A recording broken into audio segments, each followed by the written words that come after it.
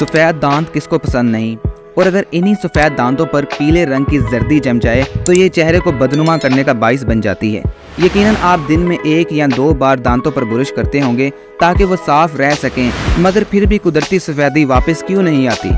अगर ऐसा है तो American academy of cosmetic dentistry के मुताबिक हमारे इर्द गिर्द मौजूद चंद आम चीज़ें आपकी मुस्कुराहट को रोशन कर सकती हैं, या यूं कह लें दांतों को जगमगा सकती हैं। सबसे पहले मैश स्ट्रॉबेरीज। अपने दांतों पर कुचली हुई स्ट्रॉबेरीज को ब्रश करना हो सकता है। सुनने में अजीब लगे, मगर ये बहुत तेज़ी से इन्हें जगमगाने का बेहतरीन रास्ता ज़रूर है। इसकी वजह यह है कि स्ट्रॉबेरी में तेजाबियत होती है जो ब्लीचिंग एजेंट का काम करती है।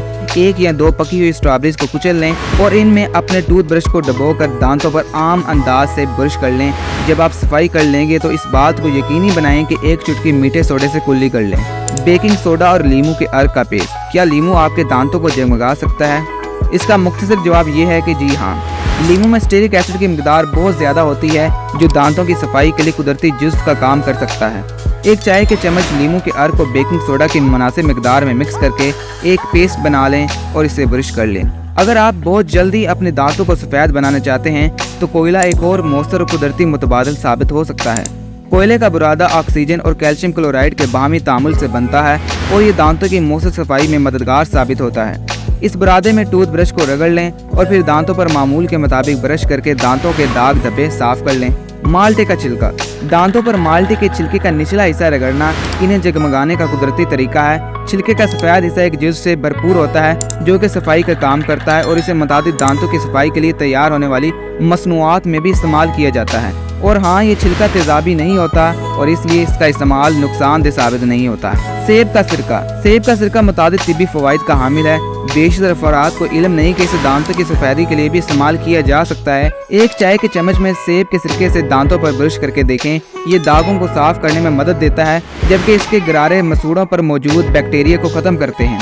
समुद्री नमक और बेकिंग सोडा। बेकिंग सोडा तो हर घर में होता है और ये दांतों की सफाई के लिए कुदरती टोटका भी समझा जाता है, मगर इसमें समुद्री नमक का इजाफा सोडे को जरासीम कुश बना देता है जो मुंह में मौजूद तेजाबी को ख़त्म करके बैक्टीरिया मारता है। हल्दी को अगर आप खानों में ही इस्तेमाल करते हैं तो जान लें कि वर्म कुश, जरासीम कुश होने के साथ साथ एंटीऑक्सीडेंट से भरपूर ये मसाला आम दांतों के मसाइल जैसे मसूड़ों के अमराज के इलाज में मददगार साबित हो सकता है। इसके पाउडर दांतों के रेगमाल का काम करते हैं, सतह पर दागों को ख़त्म करके इन्हें सफ़ेद करते हैं। 1 चाय का चम्मच हल्दी को उंगली की मदद से दांतों पर फेरें और फिर ब्रश करके साफ कर लें। नारियल का तेल।